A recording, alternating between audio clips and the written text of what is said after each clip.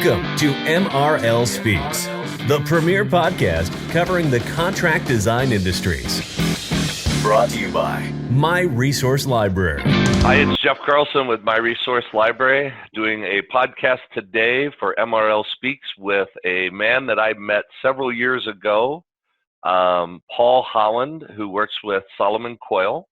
And Paul is by far one of the smartest men in our industry. It makes him blush every time I tell him this, but I think Paul has insights into our industry, into the contract furniture industry, that literally just blow me away. So Paul, welcome, and thank you for making the time to meet with me.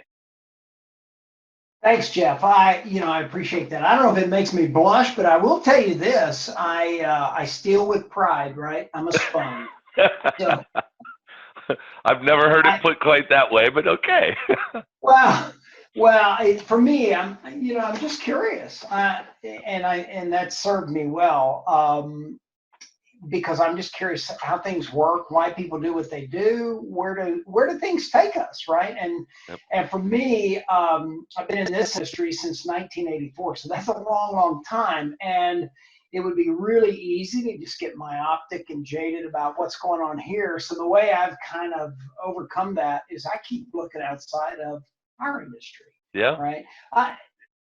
As an example, MRL, you guys, I think were really, really great because you took something that had been sacrosanct, and that's the physical library in our industry, and you said, you know what, we're going to turn it on its head. Well, you know what? Where did you get that idea? You were solving a problem, very likely, and it's an outside point of view that oftentimes does it. So anyway, yeah. It's been a lot of fun to get to be a part of all of that in our industry. So. Yeah. So we were just talking just a few minutes ago, and I had just shared with Paul that I had just bought 2 new cars, and one was, or both of them, through dealerships. So I went to the dealerships. And I actually, in just talking with Paul before recording this, Paul immediately said, well, the last 2 cars you bought, you did not go to the dealership. Is that correct? I bought them through the dealership, but Okay. I did not go to the dealership, which is an interesting thing. So the dealership, or as I think of it, the distributor of that product, I wanted to work with. I just wanted the convenience of not having to deal with it, in the sense of, that whole selling process was I sent pictures of the existing automobile. The first time I did it, I actually had 3 automobiles I was trying to get rid of and do something different. I sent them pictures and pictures of the odometers, that sort of thing, to the salesperson, and we literally talked and put the whole thing together. In fact, the dealership was 3 hours physically away from me. Interesting. And they sent 3 people down. They picked up all 3 vehicles, and they had ridden down in the vehicle they were delivering for me. The second time I did it, same process really, and I had a relationship with them, which made it even easier. Yep. Right, which was really, really nice. So I called them up, said, hey, here's what I'm thinking about doing. What do you got? This is what I'm looking for. We worked out all the details. They drove the vehicle down. We sat down at the table, signed the papers. They took the existing vehicle away, and here I have a new vehicle. So it took a very conventional process, you got, as you and I were talking, it's not a lot of fun to go in and go through the gyrations, right? Yep. So we took all that out. Yeah. We just went from A to B in a more direct manner, which is really kind of cool. And I frankly think that's where our industry's headed, especially as it relates to the pandemic, forcing us to think about how we're going to do some things differently. So, it's fascinating because, like what you said, you just touched upon all of the irritating things that I had to deal with yesterday. So I went to this car dealership at about 2:00 in the afternoon. I didn't even really need to test drive it. I knew exactly what I wanted. I was buying a Jeep, and it was black with black interior, and that's the way I like my cars. And literally, so it was there. I told him the price that I was willing to pay, and he went back and forth with the manager, the dance, and kept coming back. And I kept saying, well, you're not hearing me, so here it is again, and go back. And we ended up, I got my deal, but then I had to wait like 45 minutes for them to, get the paperwork ready. Then I had to go in and sign all the paperwork. But I was with my daughter, who was 18 years old, who basically did not want to be there. And Right. all she wanted to do, to be honest, Paul, is just drive the Jeep home, and I wouldn't let her do that. But she didn't want to be there. She had to endure the pain and didn't get any of the gain, right? Well, I let her drive it to her boyfriend's house last night, but that's a different story. Okay.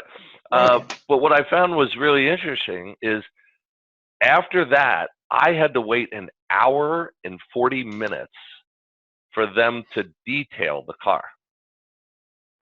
And we were just sitting there with nothing to do, bored out of our minds. We were playing a game, Battleship, on our cell phones against each other.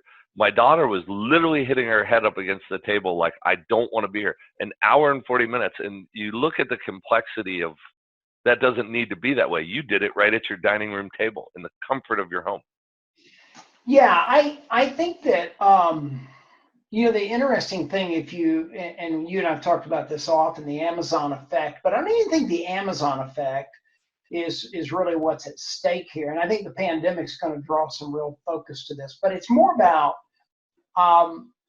do most clients, especially in the retail world and consumer world, we're pretty educated. You said a key thing. You knew what you wanted. Yes. And you also knew what you would pay. Yep. And in what you paid, you weren't saying, I don't want the dealer to be profitable. I want them to be profitable. Yep. But here's where I want to be. And where that gets so crazy, and I think this is where we'll see things really, really evolve, is transparency. Yep. Right? Now, transparency doesn't have to, there's a whole lot of things going on here, but transparency doesn't have to be you and I are connected today via video, right? Yep. On Yep. Zoom. We're doing a Zoom, by the way. Why call it a Zoom meeting? Just call it a Zoom. Yep. But it's the transparency of what's going on in the transactions. So what, as a consumer, you really need is give me what which is what you guys do. Yep. Give me what I need to be able to rapidly look at things, rapidly source, inform myself, and I'm coming in as an informed person. Yep. So let's take the lack of transparency, flip it on its head. Let's make it transparent. And let's streamline it, right? I mean, Yep. Engagement and people's time is probably the most valuable thing they have, besides their health. Well, yeah, exactly. And you're seeing like more and more of that. Like, before you even go to an urgent care or anything else, you can go online and you can actually check in before you even leave the house so that you're not sitting in that waiting room for 4 hours waiting for your time. There's a lot of changes that are going on, and like even the way you buy clothes, and you and I have even talked about clothing. And you buy clothes. Do you go to a store anymore? I don't typically go to a store. I buy all my stuff online. I swore I would never do that, but I do that. I'm frankly, I'm really, really interested, I guess I would say it that way. And I'm really interested in, as we evolve and as our industry evolves and as we kind of go through this period and the pandemic period and all that, what opportunity there is for us to make things better for people in the way we engage and the way we do things, right? Yep. The clothing, whatever the purchase is, you talked about medicine, the urgent care. Yep. Telemedicine, now we've had an event occur that has finally moved us away from saying, I have to go see the doctor, I got to be in front of the doctor. So now telemedicine is going to become huge, right? Yep. And I think that's really exciting to know that out of real challenge, we see there's real opportunity for people that are kind of thinking about what lies next, right? What can we do differently? How do we do it differently to kind of meet people at the point of need? I think it's fascinating, Jeff, that you and I have traveled a lot, and I know you, like me, much rather sit in front of people physically to engage, right? Because so much of communication is nonverbal, it's that whole bit. Yes. And I think what we're going to be seeing, and it kind of comes back to our car story, the clothes, the medical story, is that we're going to put that face-to-face engagement at the highest level of engagement. Mm-hmm. But we have to think about how do we, in all other engagements, how do we think about making it simple, right? Getting clients, customers, people what they need to keep them safe, keep them informed, all those kinds of things. And I think it's just fascinating for us to start thinking about the fact that, just running down the street and taking a client to lunch is going to change. Yeah. Has changed. Yeah. Right. So when we get the opportunity to do something like that, wow, that's so special and so powerful. Yep. But how do we support all the other interactions that really need to occur? In the car story, I never met the salesperson face to face, but I engaged their people in a customer experience all along the process. Yep. Right. Yep. And I did meet someone face to face when they actually delivered my vehicle, which was kind of cool. But I just think it's exciting for us to get a hold of the opportunity, right? In a time like this, when most of us have been trying to figure out when is the floor going to get under our feet, kind of thing. Yep. I think it's a huge opportunity. And prior to the pandemic, I believe other industries have always informed this industry and where we're going to go. Yep. So I think it's exciting. I think there's just huge opportunity to think about how we engage differently. One of the great questions that's coming up today in all of our interactions with dealers is how do we sell in a new environment, in a new Yep. period of time, right? Relationship will always be critical in our industry. Yes. But does relationship get built and reinforced in different ways? I think that's really the way to look at it, right? Yeah. As opposed to when am I going to get back to the old way of doing things? And anybody thinking like, when are we going to get back to the old way of doing things, probably is going to be very surprised that it's never going to go back, right? Like, I mean, I think it'll shift a little bit back, but nowhere near where it was before. I think that, it's kind of the human nature thing. And I think you're right. We desking and benching, I think, has been a great example where collaboration and compression and density of space was kind of like, okay, that's the clarion call of our industry for the last 5 years. Yep. And so we kind of took that to an extreme, almost like a pendulum, right? Way over here, it's like, yep, pack them in, pack them in, pack them in. To the point that we began to get some awareness, I would say, through 2018 into 2019, that, you know what, maybe people aren't real happy in that kind of environment, right? And this event, the pandemic, the global pandemic, is shifting things, and it will shift it hard to the other direction. Yep. And I think you're right. I think there's a I don't want to say a hangover effect in the sense that it's super negative. I think that we're going to get some really good stuff out of it. But yeah, It's going to push it hard to the other extreme. Yep. Great example that I've used frequently as of late is people that say, no, we're just going to go back the way it was. When 9/11 occurred, we thought TSA was a temporary fixture. And now 20 years later, TSA is still part of our world. Our travel world changed significantly. It's going to change.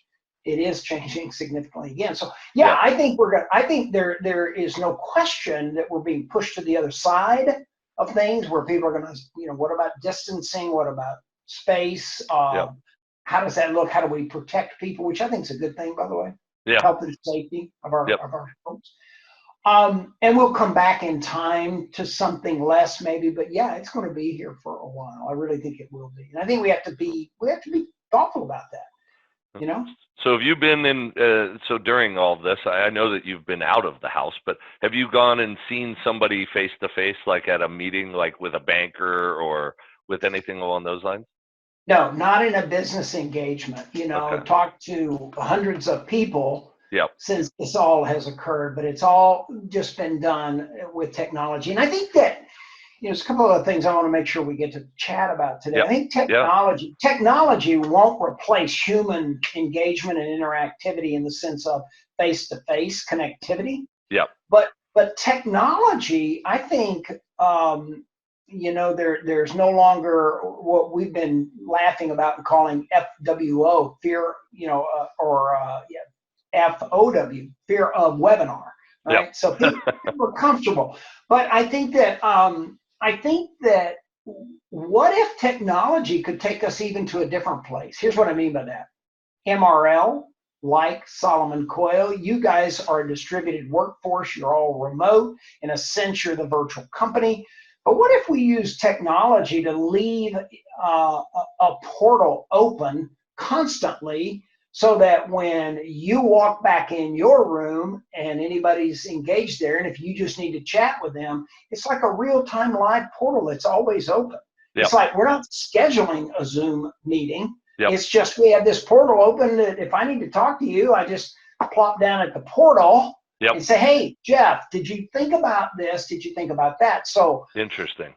Yeah, I think there's a way for us, and what's got me thinking on that track is there are not, I don't think people are going to go back to an office setting. There's no question. Yeah. Forever, you used to get this question about, well, will dealers exist in the future? Well, here's what I would say is yes, because they manage complexity, right? And Yep. it's huge risk. People will always work. Oh, I mean, in fact, we've shifted to knowledge workers, right? And yep. An interesting thing is people under 40 expect to work this way. Yep. So now there's two workplaces, right? Maybe we're not working in the Starbucks, but we're certainly working at home. And we also will be working in an office setting and at different times in different places. So in a sense, we're doubling the amount of workplace in a way. Interesting. It's just a crude way of thinking about it. Yep. But how can we support the worker who is that, they really become that nomadic worker. Yep. Sometimes I am in an office environment working. Other Yep. times I'm working in personal space in my home. Yeah. Will it change the way we design our homes? I mean, so it's interesting to just think through and kind of play with the mental candy of, well, what if? Oh, yeah. Well, I mean, the home design has got to change because the home office is going to be vital moving forward. So I'm sure that they are trying to plan that into a lot of building sites right now, right? I mean, it's always been here's a den or whatever else, right? So yeah, it's interesting that I think that pretty soon you will see, like you've seen garden homes, you've seen homes for empty nesters, things like that. You will see homes that have two offices built into them. Yeah. Right? Because you have spouses or partners and they're working, and yep. So there's no question that it'll be pervasive, but it's all opportunity for our industry if we just kind of can get over the fact that we are living through it violently, the global pandemic violently jerked us out of our world that we were in. Yes. And we're in a different kind of world, and we're actually not going back to the way it was. We're going to a different place. Yeah. And I think if that's kind of our mindset, and that's kind of the mindset I keep trying to work on, is what does that mean for us? Yeah. So what does that mean for us? So I kind of get excited to think about, and you guys have been doing it for some time. Think about this too. This event, you and I have talked about this before, disruption. Right? Yep. This event has forced digital disruption in a huge way. Yes. Right? We no longer just, in fact, if I'm on a call and I'm not on video, it seems weird to me. Yeah. Yeah, I just did a web meeting with Meyer Fabrics, and only about 7 people actually turned on their cameras. Now, before I even send out a meeting or accept a meeting, I say, you have to be on camera. Like, I have to speak with, I just can't talk to my own computer screen. It's just, it's very impersonal.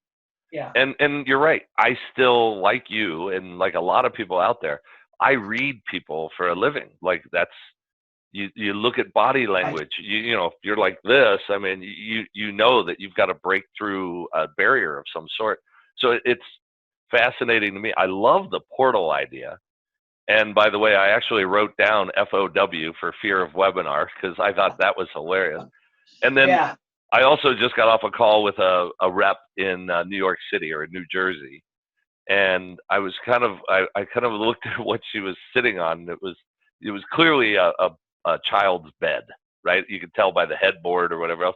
And I said, where are you? And she said, well, my husband's down at the dining table and he's in a meeting. So the only place that I could go to is my kids' room.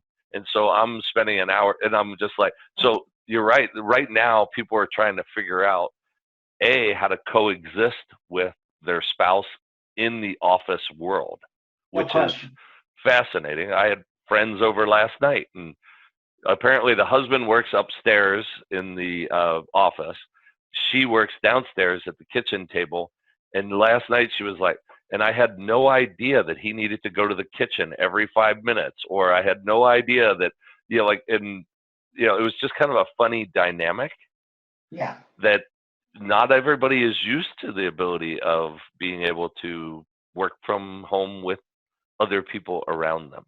Yeah, no question about it. It's interesting that we went from this whole thought about, especially, prior to the pandemic, the number one issue out there in our industry and most industries was you couldn't find people. Yep. Right. And so because you couldn't find people, one of the desires of people, especially millennial, and I would say now Gen Z and others, is kind of like, we want some flexibility. We want to be able to work remote. And and if you're really traditional, if you're at the other end of the spectrum like me, I'm postmodern, whatever, it's kind of like, well, but if you're working remote, are you really doing your work, kind of thing? Yep. Well, what's fascinating, I've been a remote worker since 2006, I think. And here's the reality. I think what this whole thing's going to force us to think about is remote. It's not about remote work anymore. Will everybody be a remote worker? No, I don't. No. I don't think that's what's going on. I think there are times we will be remote workers. Yep. There are times when we will be in other environments. But the remote work, to your point, is we have to be equipped. People have to be equipped to work remotely, and they can be productive, right? Yeah. So I think there's huge opportunity for our industry to play in that space and to think about how you equip people, because let's say you sell to a large Fortune 1000 or 500 or Fortune 100, and you've got large businesses you deal with. All of their people won't be sitting in the floor plate together again at one time in the midterm to near term. Yep. Call it a year and a half, 2 years. Yep. So how do we keep people productive through that period of time? Well, it's going to be technology, and it's going to be the right furniture, right equipment, and helping people understand how to create great productive space within home. Yep. Well, so anyway, one of my employees, her husband's an executive at a bank here in Arizona, and you talk about technology and you talk about the work environment, but there's also a lot of security risks that also have to be addressed. And one of the things that amazed me was one day this particular bank, which is a very large bank here in Arizona, said, okay, everybody's going remote. Take your desktop computers with all of your banking information on it to your car and then drive it home. So now you have unlocked personal information. Yeah. Now it's in people's homes. So that security risk is very viable there too. Yeah, I think that you're exactly right. There's no question. We know that cybersecurity is critical today anyway for our world. But now that we are having to translate and think about security in multiple places, it's got huge pressure on it. I would say there's that. There is the health and safety of people related to that as well. Yep. If you think about it, that bank, they've got desktop computers. Well, what's more ideal for them is to have a laptop, to have things through a remote desktop, VPN, all that. But the point is, in the future, the worker may well take their technology with them wherever they go. And that's from a health and safety, a cleaning situation. I mean, it was funny. We had an architect speak yesterday, Tim Hawk with WSA Studios, and Tim talked about the fact that very likely those days of having your work area with your pictures and all your stuff are gone. Yeah. We all become like college students. Yep. We bring our technology with us, we take it away with us, and we keep our own personal belongings with us. And that is back to that health and safety. So there's risk, there's health and safety. There's so many things that are occurring all at one time that I think the wise person steps back from it and says, "Where's our opportunity for us in this? How do we help people navigate this?" Right? Yeah. Usually. Yeah. There's that. There's security. And by the way, as long as I can fit this anywhere in my briefcase, I'm good to go. I can work anywhere we want to work. Hey, and that works as a disinfectant too. Yes, it does. Well, that was the other thing. That's what I was queuing up right for you. Is there's also the cleanability issues. Like you and I fly pretty well. You actually fly even more than I do, but we fly pretty much weekly. And I never believed. I won't put words into your mouth, but I never believed planes were all that clean. So I really didn't like touching a lot of stuff. And the first thing I did as soon as I got off of a flight was go in and wash my hands. I can't even believe right now, because of this pandemic, we have to remind people that they have to wash their hands, or teach people how to wash their hands is kind of a very interesting concept. But now I would tell you these planes are probably the cleanest that they have ever been. And they are doing things to these planes. The filtration system is now hospital grade. Like everything about these planes is fascinating to me. Will the work environment change to that same thing? It will have to. I think it'll have to. That's one of the things, we kind of, the sustainability and wellness is for real now. Yep. It's not just something nice to get us lead points, it's really all about health and safety. I mean, it's brought an awareness to us because, if you think about it, Jeff, are we really, as we think about space, as we think about products, as we think about materials or materiality, the ability to clean, are we just reacting to this pandemic, or are we actually planning for the future and the potential of another? I think in people's psyches, we're planning and we're thinking, it's all about staying safe. It's just the world we live in. It's fascinating. I don't think, and whether you want to leave this in a podcast or not, I don't know, but I got to thinking about this, and it comes back to where we were earlier about, is this just a blip and then we kind of get back and everybody kind of moves on? Yeah, we got a vaccine. We're all good to go now. Or is it something that etches itself deeper in the way we think about living and working and all of that kind of thing? We've lost more people to COVID-19 than we did in the Vietnam conflict. Yep. We have lost more people. I mean, so, you could kind of down that track if you wanted to. I don't think, would I go get on an airplane today? Yeah, I think I might. I think I would. Would the rest of society, the numbers are telling us that 75% of people are really, really concerned about states opening too quickly and all that kind of thing. This is my point is, it's etched itself deeply in people's psyches. And I think that for most people, the average person, and I think that to just ignore that or to say dismiss it or not to really think about how are we going to live and work and make sure we're doing that in a safe way, smart way, all of that. And you could say, well, that's really going to encumber us, but I don't know that it will. I think that we will find, the great thing about people is they always, once things settle down and they get into their resilience mode, then they kind of get back to the recovery mode, right? And going towards something different. So air travel is going to change tremendously. The hotel industry will change tremendously. Without question, right? They're at 34% occupancy is what I had heard for a lot of hotels right now, which amazes me that it's even that high, to be honest with you. End of April, the airline industry was down 95% in terms of people flying, and it'll take a while for that to sort out. But air travel will change, and I believe it'll change for the better. I mean, again, it's kind of like what we've done in offices. We It's kind of like, let's go for density of space. Let's compress. And by the way, this is my own, the world according to Paul kind of thing. Yeah. Real estate's not the most expensive piece of any business. People are. Yeah. So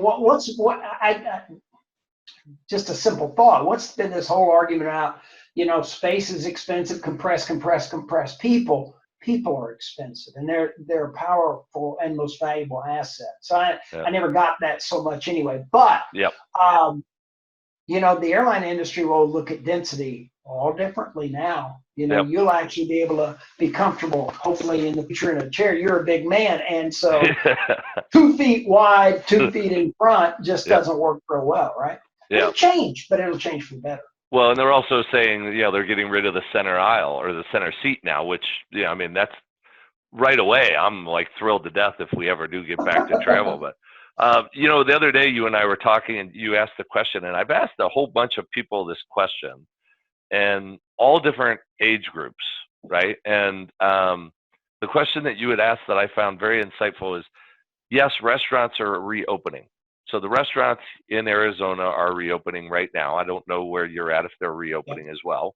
Yes. But Paul, you've known me for a long time. I eat out probably 4 meals out of the week, just from the standpoint my wife and I just get so busy, and by the time we get back home at 7 o'clock, it's like, let's just go to eat, right? It's convenience, yeah. But you would ask the question of, if they open tomorrow, when would you go back to the restaurant? Like, when would you go eat in a restaurant? And I've been thinking a lot about that, because I wouldn't. Like, I'm not going to be the first one to go back to a restaurant. And so when you say it's been etched in people, I'm 52 years old. I don't feel like Superman anymore. So I left that, I think, in my 30s. But at the same time, I think I would eat outside. But right now in Arizona, it's 100 degrees already, so it's not really fun eating outside. But right. But the same kind of goes there. And then I asked a lot of people the same question, and they all had pause to it. That nobody came right out and just said today, except for my daughter, who's 18 years old. And to her, I guess that's still that superwoman feel, I guess, but she does not think that this is it's not etched in her yet. All this is they're calling it coronication. Like, they have a name for it, and she doesn't get to graduate because they're having a virtual graduation. She doesn't get to go to prom because all of that's been canceled. And so these kids that were born at 9/11, the year of 9/11, they're now graduating, and their graduation classes are now virtual. And she's nervous that fall semester, when she's got a swim scholarship and she's got a full ride scholarship for academics to a college, will she be able to go? Because will they cancel? Right. I can certainly understand that. It's interesting too. I think that what you're tapping on there is, how does it play out for the generations, right? Yes. This is our Great Depression, and I'm not talking about the economy so much as an event that occurs that etches itself in people, that changes their behavior from the way they were. So she might go back to a restaurant and be comfortable doing that immediately.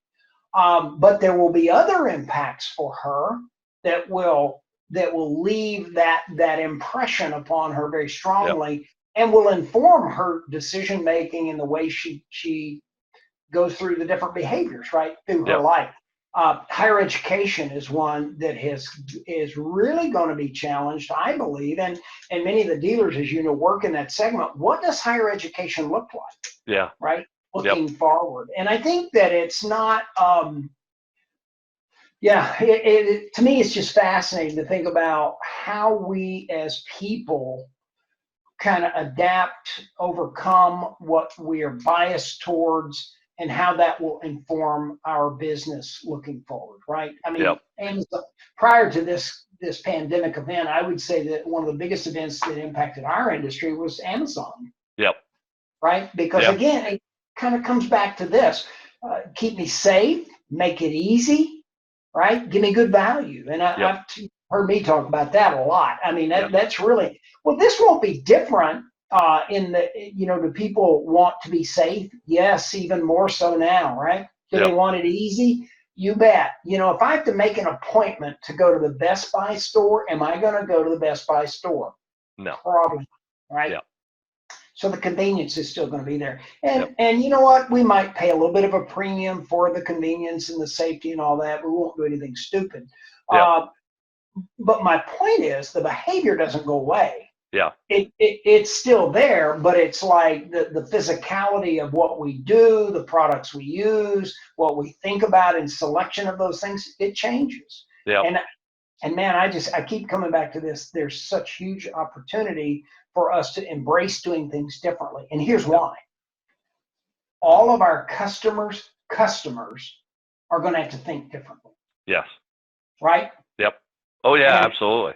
And that's where we've got to kind of get to the mindset is where are they trying to go and how do we enable that?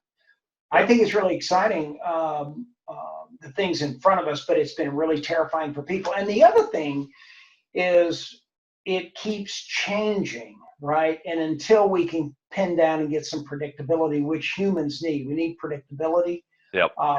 Then it's like people can kind of recognize the opportunity and all that. But technology, safety, to your point, security related to data, all those things are going to become hyper important, I think, in the near term. And we are going to talk sustainability for real. We're not just going to play with lead points or all of that. Yep. Wellness for real, right? Yeah. Oh, yeah. So exciting stuff in our future. You think about materials. Yeah. Right, and cleanability and all those things. So it's going to play into every aspect of and it'll have a long-term reaching effect. I've also heard just recently on that from several textile companies and solid surface material companies that people they no longer want antimicrobial products, which I thought was really interesting because for years they've been, oh my gosh, this can help you stay healthy. But they're saying these are the problems that are creating these super bugs, and basically the germs are just overpowering it and learning and mutating. And so now they don't want those anymore. They want to go back to, hey, you and I are safe, Paul. We ate dirt and drank from a garden hose when we were kids, right?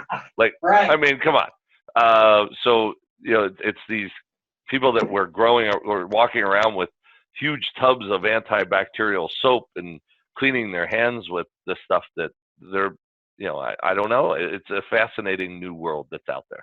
It is a fascinating new world. I learned yesterday that Sherwin-Williams has a new paint system or platform out that literally will kill anything within 2 hours. Really? Yeah. So it's and you wouldn't think, well, paint becomes part of the defensive or the risk mitigation or safety mechanism. Yeah, but it can and it will. Yep. And I think it's really interesting to see where we go. Here's I keep wanting to look outside of our framework, our industry, our construct that has been forced into dramatic disruption, which is long-term, hopefully we'll see as a healthy thing.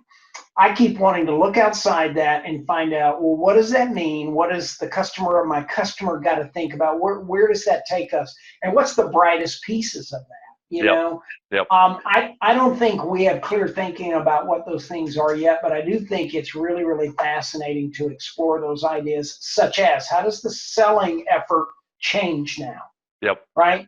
How does what are the products we need now? Yep. Right? Yep.